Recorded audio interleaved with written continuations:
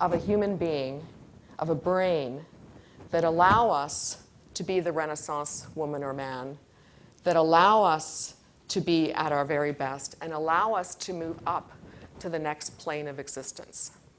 So my absurd idea for the day is that I in the last 6 months or so, I have been on a personal journey. For those of you who know Dick Schwartz and internal family systems therapy, I have just been through that training, and that model is based on the notion that's not a new one. It goes back to Freud, that the psyche, in fact, is a set of subpersonalities. That the voice that wants you to get up out of bed early to work out and the one that wants to work on work or stay in bed, those are two parts of you. You know, the dialogues we have at any one time, they're probably several emotional states and several voices together that come together. And I have just drafted a paper on this. I believe there are some universal capacities that you could think of as, if you took the lid off your brain, as little people inside who each have their own voice. The challenge with those of us in leadership roles and in the corporate world is number 10, and I put it last intentionally. Most of us, or many of your clients, are achievers. Our self-worth, the performance mandate, that is how we operate at least most of our work days. And when you're in that mode, you are basically left prefrontal cortex driven, which means you're really good at setting goals, figuring out how to get there, and getting there. But that part of the brain is the home of self-regulation. It's really good at suppressing emotions, really good at suppressing creativity, really good at toning down the rest of the brain functions. So while we live in that place primarily, we're in fact not open to the rest of the capacities that we have, and we're missing a lot of experience in life. So I hope that there's a day that comes where we'll be able to show, you remember the Buddhist monks, you put them in MRI scans, they move through different kinds of meditation, and they, at will, can change the activation patterns in their brain based on the mental state that they're in. My hunch is that each of these will map out to that kind of pattern, that we have each of these states in our brains that we overuse, especially in today's lives. We overuse a few of them and underuse the others, which means that you can tap into these. You can move your brain activation around. And I'm going to show you a few examples of that today. So let me walk through each of these capacities and really just leave you with some ideas about how to think about them. So who was at the mindfulness seminar yesterday?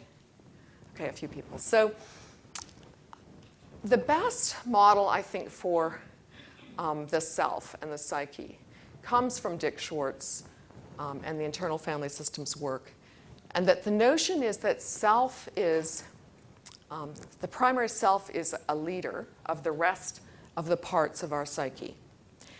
And that place, that part of the brain is the home of mindfulness. The ability to pull back from the voices and the noise and to watch what's going on in your brain with a little distance, like you're watching the movie rather than playing in the movie. And although the Buddhists spend years in retreats to develop this capability, we have the ability, even if you find it like the Dickens, to meditate, we all have the ability to be able to step back from the parts of ourselves that are running the show. And that the achiever part is actually not the self. It is simply a part that's been overused and has taken over. And when you are in this state of mindfulness, your left prefrontal cortex is turned down so that the rest of your brain is active. And if you focus, the anterior cingulate cortex, which is often used in focus type of meditations, is that third, like the middle of the forehead. That's the place of integration, emotions, thoughts, visual, all the messages come through there. So if you just put your attention to that part of your forehead, it will soften your left prefrontal cortex in that achievement orientation. And you probably already know that when you do this, you reduce as Schwartz says, the uh-oh, the amygdala response when something's wrong. So you really do, just by being here, you tame emotional frenzy. A brilliant paper that just came out last year by Vago and Silbersvig at Harvard on mindfulness has this model, which I think is really what self-leadership is all about. There are 3 levels. This self-awareness is first to be able to just to notice what's happening in your brain. Maybe you can get to a place where you know which voice is speaking and which emotional state is related to what, but at least being able to create a space. You're observing, you're not interpreting, you're not judging. That's a left prefrontal cortex function.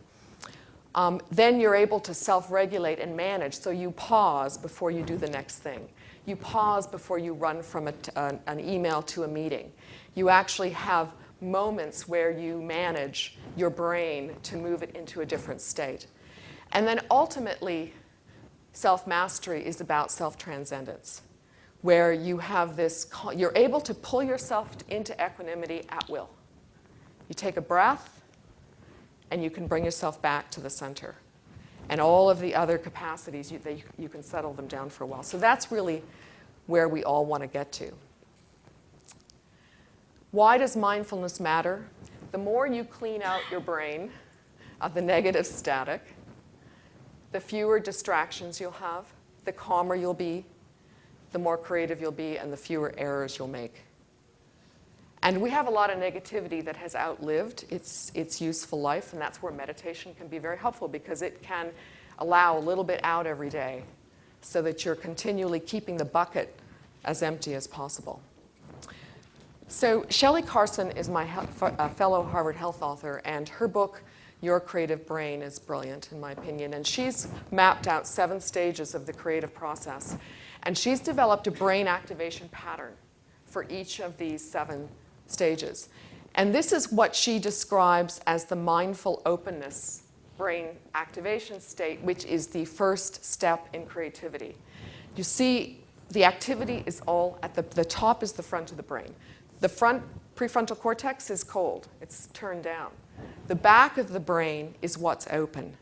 That's what the Starbucks founder was doing in Italy.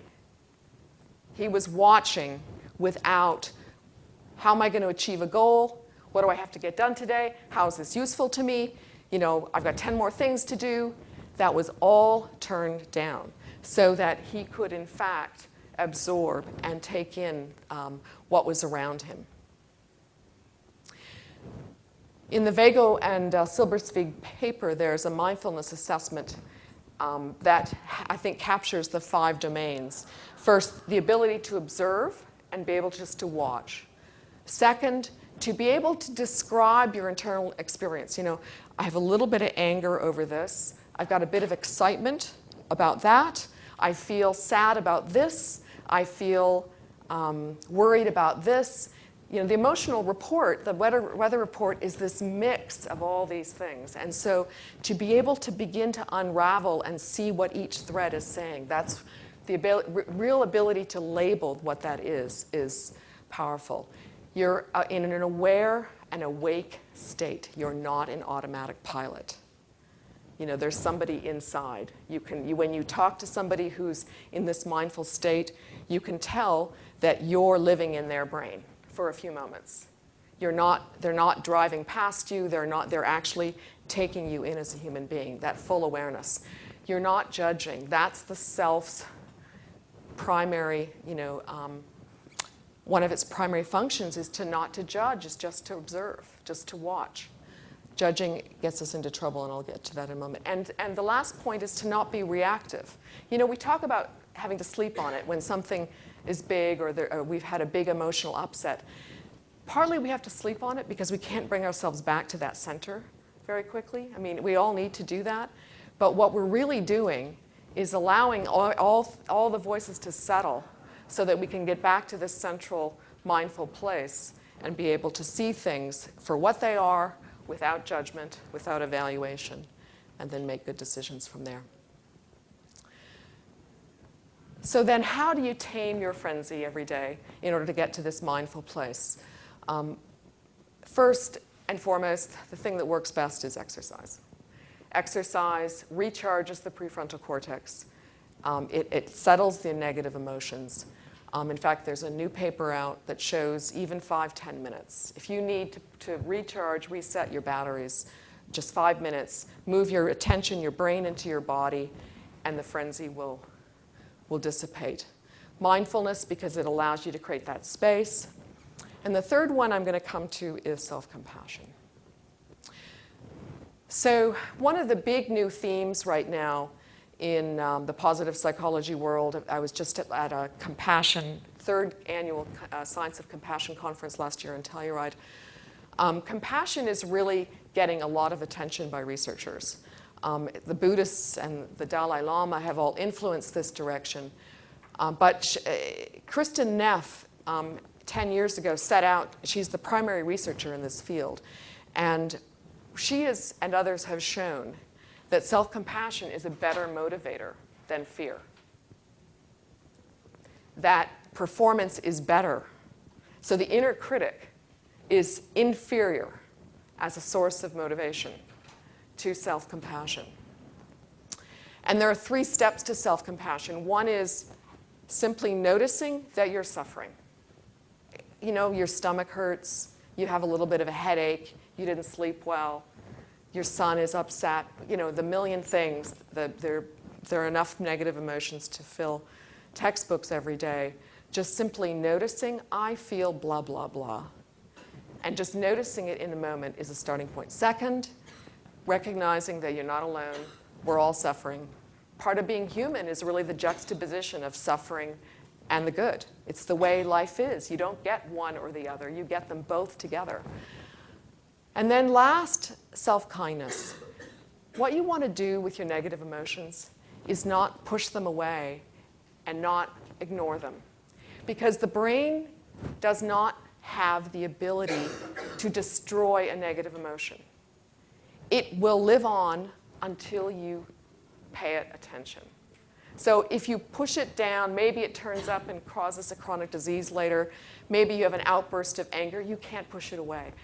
You simply want to lean into it and just feel it. Let it grow for a moment, because when you lean into the suffering for a moment, it will expand, and then it will feel like it's been heard, and it will dissipate. We don't do that in our society because we're so achievement-oriented and performance-oriented, and the negative emotions we see as the stick that keeps us going, the inner critic that pushes us and pushes us. Has anyone seen this? Knows the story behind this? Yeah. For those who don't, 5 years ago, twins were born, and they were put in separate preemie baskets. And one of them was thriving, and one of them was not. One was languishing. It wasn't growing. It wasn't doing well. And the nurse had the idea to put the thriving one together with the one that wasn't doing well. And this is what they found. This is a newborn baby instinctively sensed that his or her sibling was suffering.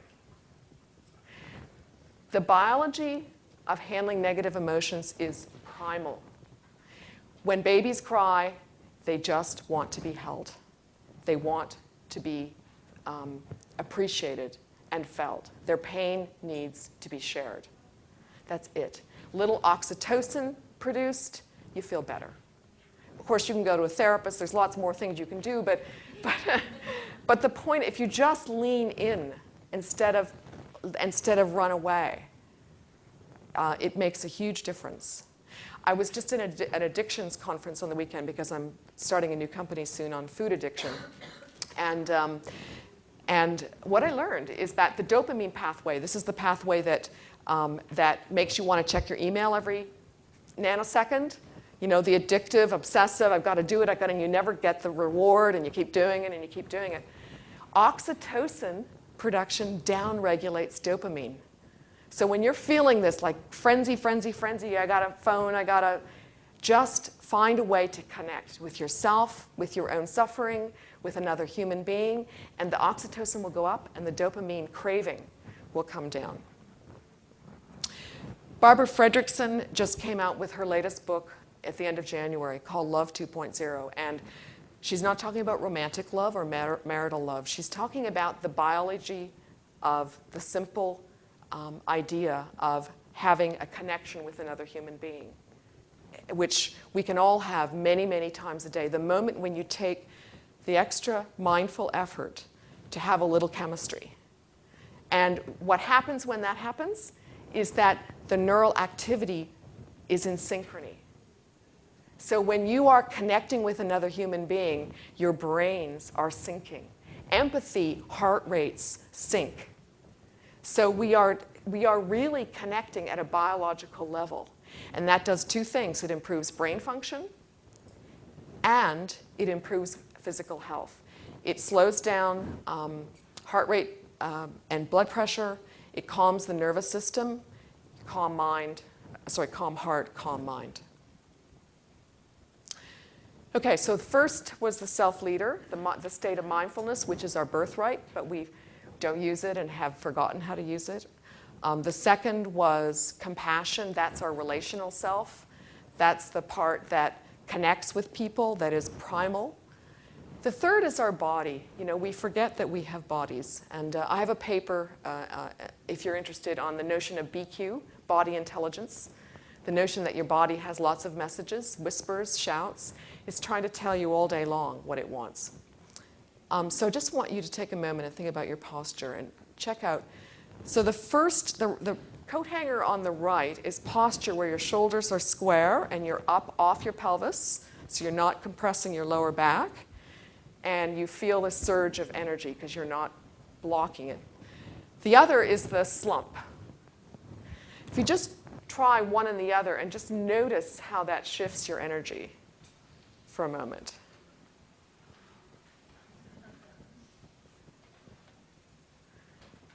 And this is really just meant to help us all realize that our bodies are telling us all day long what they want and what they need through emotions. Emotions are just a biological phenomenon. Through physical pain and emotional pain are experienced in the brain as the same thing.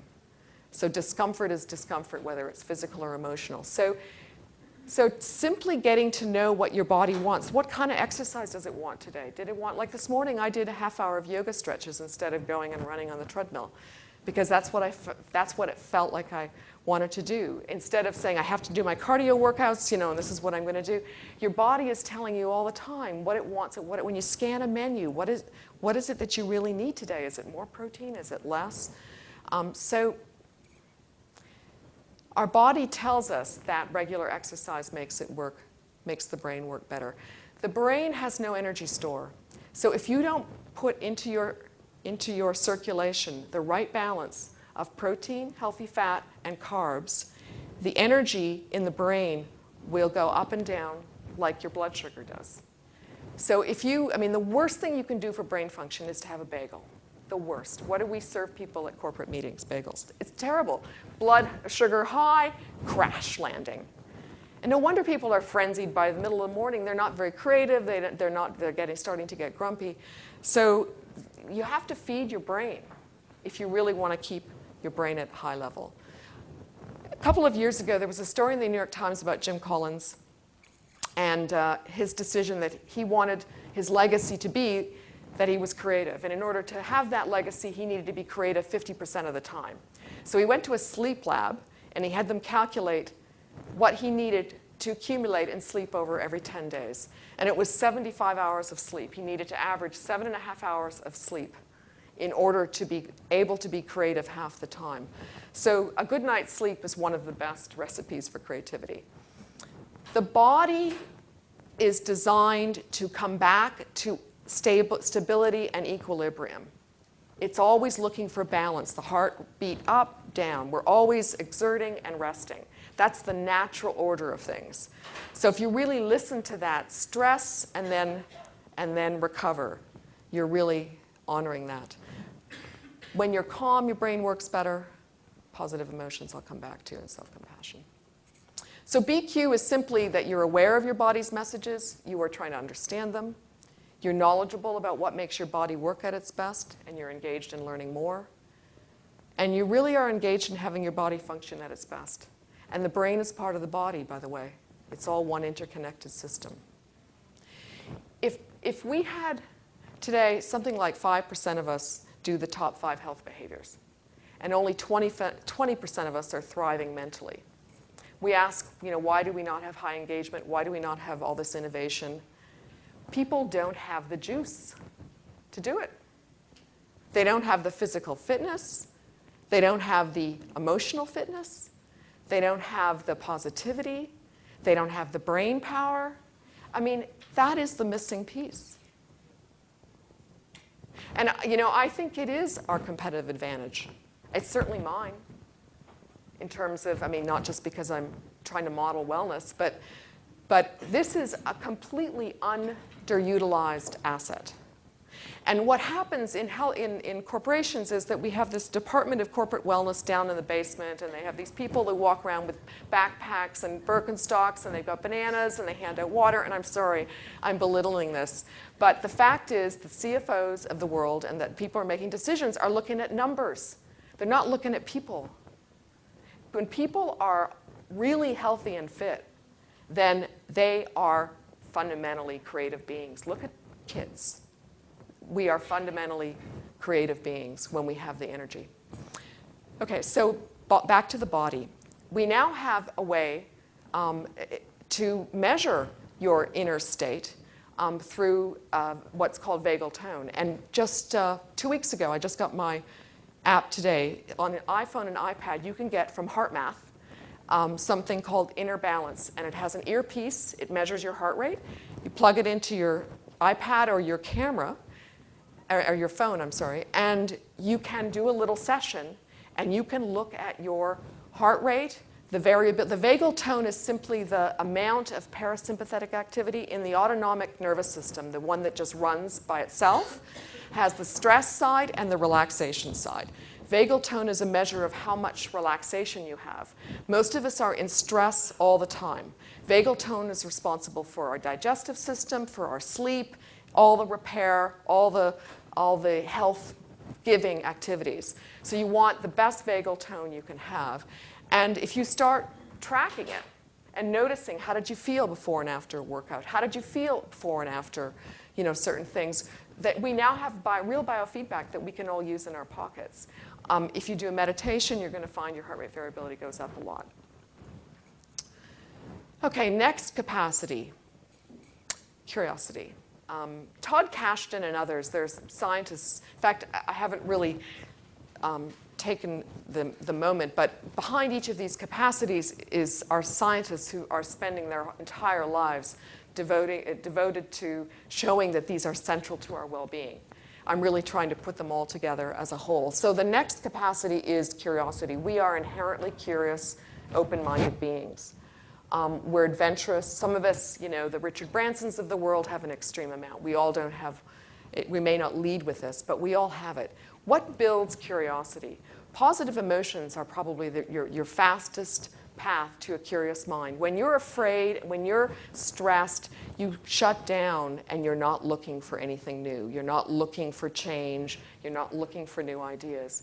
So if you simply keep your positivity ratio above 3 positives to 1 negative every day, that in itself will unleash curiosity. You'll be more open-minded, flexible. That leads to creativity. So the simplest thing to say about curiosity is to generate those, and there are books on those. And I should mention, I have a 12-month self-coaching course on all of this, so I have lots and lots and lots of other materials if you're interested in diving into more of these topics. The next capacity is the capacity of autonomy, and this comes, I'm inspired by self-determination theory and Ed Deci and Rich Ryan. And we're also born with this. This is a primal drive. We want to be the boss of me. We want to be ourselves. One of the best ways to light up your brain is to really tap into your life force. Why am I here? What's my purpose? Why does this matter? Why does this moment matter? Why does this conversation matter? Why does this project matter? When we really come back to what our purpose is, that lights up the brain. And that's limbic system up. It's like tapping into an oil well. When you are really clear on why something's really important to you, and it usually has to do with something helping other people, whatever that looks like, supporting your family, helping your organization do well. When you tap into that life force, it lights up the brain, and you get a lot of juice. And this works if you're tired and you still need to keep pumping, then you really want to bring your attention, because purpose, if you remember Viktor Frankl and what he went through in the Holocaust camps, meaning and purpose trump everything. They allow us to get through the toughest moments when we're often really tired. Okay, you know a lot about confidence and strengths as coaches, so I just want to focus on one element of the physical side around confidence, because how many lift weights here? Right, good, okay, good. So if you're over whatever, 35 or 40, we lose muscle mass. You all know that, and if you build muscle mass, it means you're still going to be walking at age 90. It's really the way to go. But one of the best things about building muscle is that you look better in your clothes. You look like you're strong.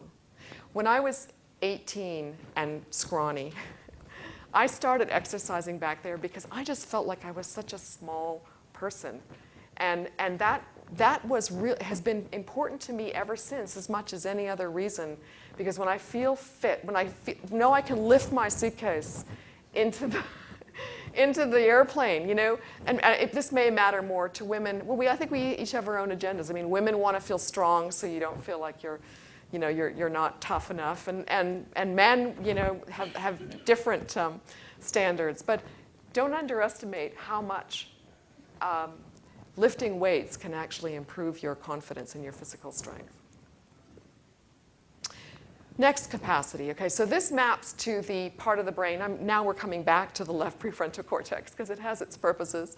And it's responsible for our ability to focus. And wherever we focus is usually where we are learning. Wherever we're giving our full attention is where we're learning. And so we want to use our focus periods and that capacity really well in our day. Because that's where the brain is changing. That's where the action is. This just came out in the Boston Globe in the last couple of days. So these are students taking a test. One group on the left had been sitting sedentarily before the test, and the other group had just done a 20-minute walk. Look at the difference in the brain activity. So again, you don't have to run a marathon or do a triathlon.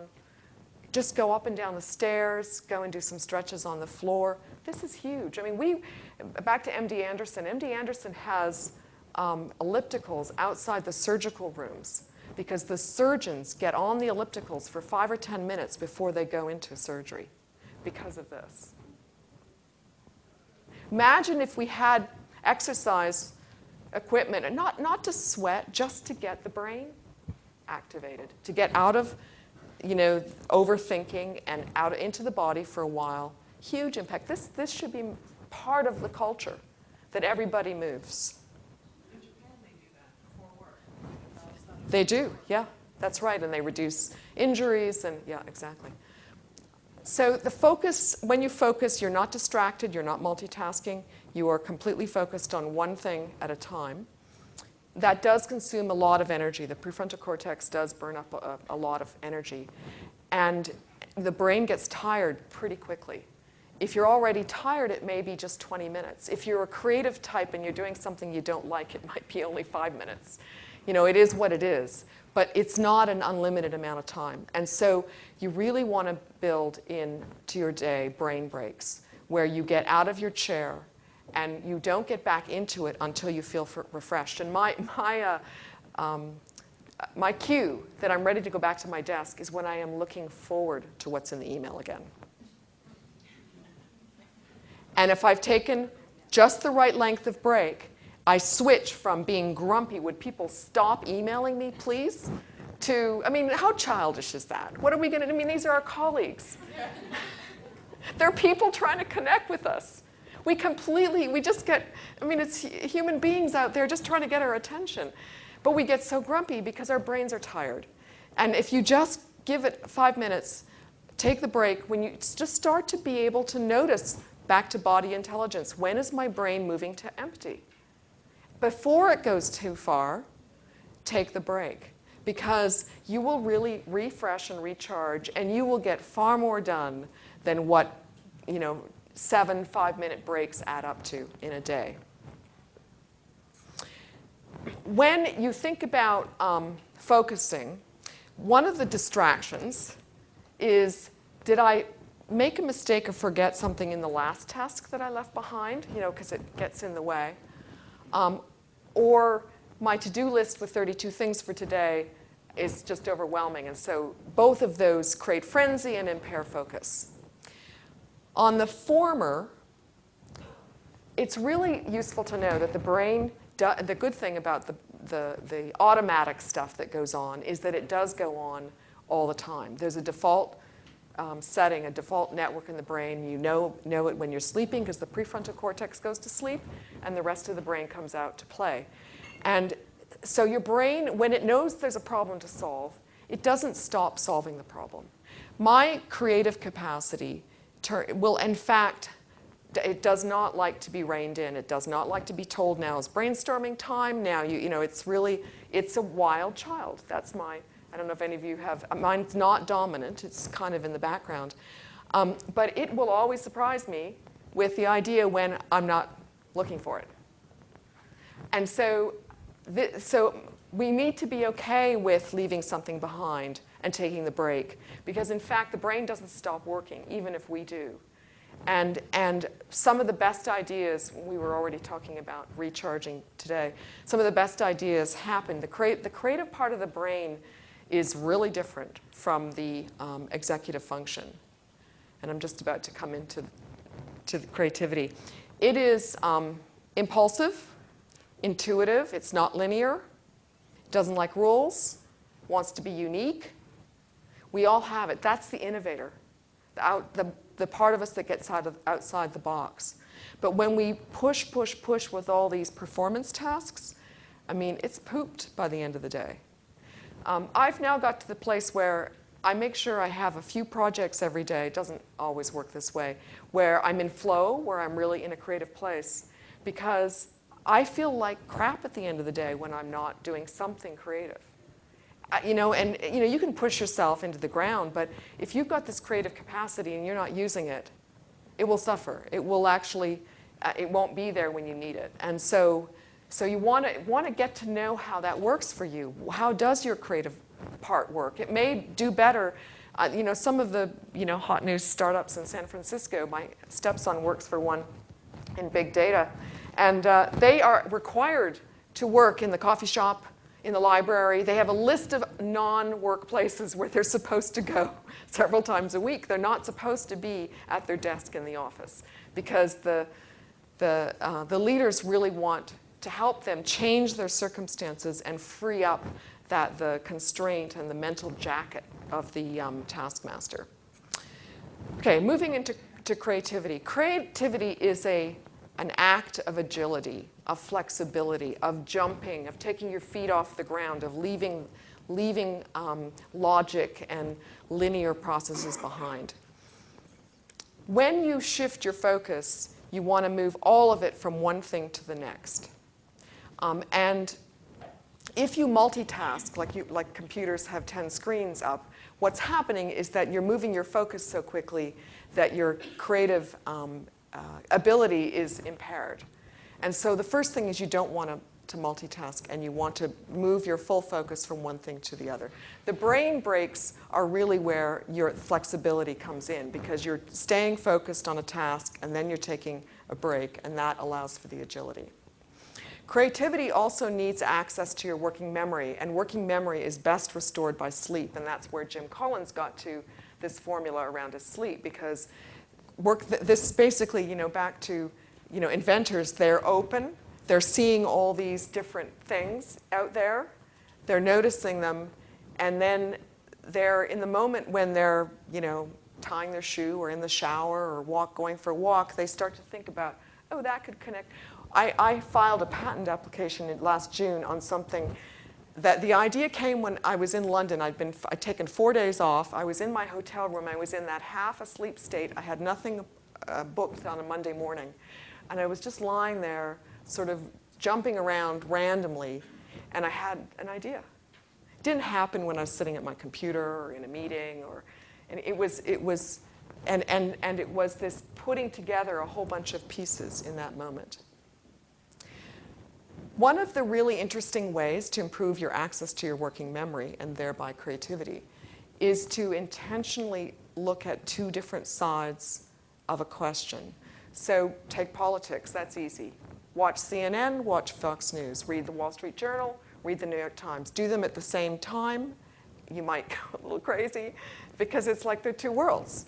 But if you can really appreciate both sides, you can jump out of one trench to the other. If you practice doing that, seeing two sides of a situation, you are improving your cognitive agility. As we get older, we get more set in our ways. We get less willing to see the other perspectives. So good brain training is to have a good argument or debate and to really appreciate both sides as a way of creating this agility. Back to mindfulness. Someone saw a butterfly and an apple or an orange, and came up with this idea. And that started cycling back to the mindful state. So if you bring yourself to a mindful state several times a day, you're more likely to notice things and to have new ideas. So cognitive flexibility is, or set shifting as the neuroscientists call it, is really about being light on your cognitive feet, of being getting outside silos. Some of the best inventions have come at the cracks between different disciplines, not in one field or another. So purposely put yourself in different perspectives. So the ninth, we're almost at 10. The ninth capacity is what you could call the meaning maker. And this is the part of us that when it's given the moments to actually reflect and listen and hear everything, is able to connect the dots. It's able to see the big picture. And that capacity, I think, is quite distinct from the others.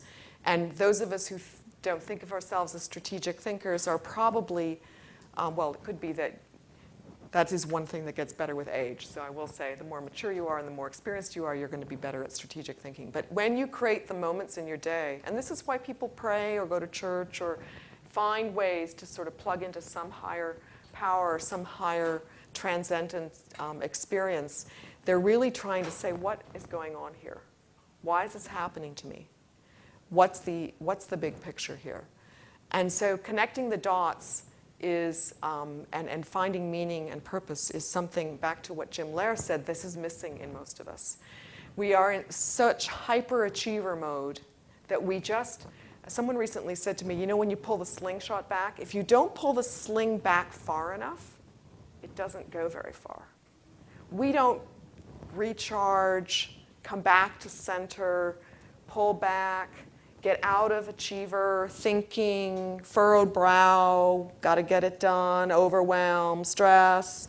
We put our brain in that place all the time, and we don't use all these other capacities. So this suffers. We just don't. And I think those of you who are coaches, this is what we are trying to do. We're helping people connect the dots in new ways.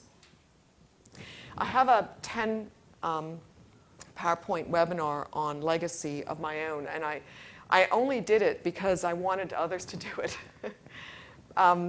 Because as a coach, I was trying to give people some kind of format for thinking about legacy. But what happened when I did it, I just came up with 9 photos from my life and 9 themes.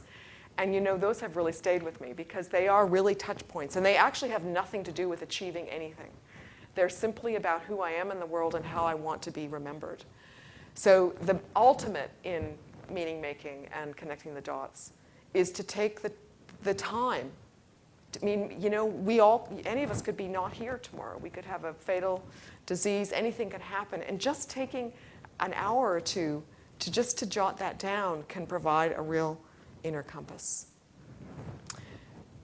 So last capacity is the one I started with, which is the achiever, the setting the bar. And this part of us is fierce. It's fierce like the desire for autonomy. I think those are the two fiercest energies in our psyche. This is the part that sets the bar for everything we do and sets the bar for other people, what's fair. It evaluates, are we measuring up or not? It keeps us awake at night because it thinks we haven't done enough. And in fact, I've had this exercise with my husband where he pretends he puts the bar down before he goes to sleep, just to metaphorically relax, but just be content so you can have a good night's sleep. This bar setting is really powerful in our culture, and this is what creates the inner critic. And the inner critic is the most toxic source of inner negative emotions in my experience. And as I mentioned earlier, it falls far short of inner compassion as a way forward. Setting the bar is what gets us where we are. One of, I think, our challenges in the West with the whole Buddhist meditation thing is we think about the Buddhists and we say, well, they didn't send anybody to the moon. They didn't build any bridges. We think of them as sort of passive and not getting, and I think we have an inherent distrust of being in that mindful state because we think, well, just won't get anything done. I mean, nothing will happen if I allow myself. So this is a really important part of our psyche, and it's not something that's going to go away. But I think there's a real opportunity to get to know it. And if you develop all the other capacities, you won't need to have to set the bar so high. You won't need to have to push yourself so hard. Because if you're using all of that you've got, you're going to accomplish more without having to set the bar so high. So this is the part, so if the anger comes from our autonomy being stepped on, somebody does something that is interfering with us, our home, our work, our resources, and so we're angry at the outside world. But this is the inside anger. You didn't get enough done. You haven't accomplished enough by this stage of your life. Look at your MBA colleagues. Look how far they are, and look where you are. You know, that voice is with us all the time. And it has its purpose, but it's really useful to start to notice how it deflates our energy, how it turns down our brain energy, and be really careful about where you set the bar for yourself. I have noticed that procrastination for me happens when I set the bar too high for a task, and then I put it off because I think I'm not going to be able to meet that standard. And if I don't set the bar and I just start to do it and then it gets done anyway, I'm fine. And so it's always there interfering with everything we do, and the more we get to know it, the better. So how can we help ourselves and leaders in our organizations become their personal best, not simply through achieving as their dominant modus operandi, but through accessing all these other capacities? And all of that together, my hypothesis would be that if we are leveraging all of this, we are really able, we have the juice to get to the next plane of existence. We really have the ability to change the world, to change our own worlds, and to change the worlds that we live in.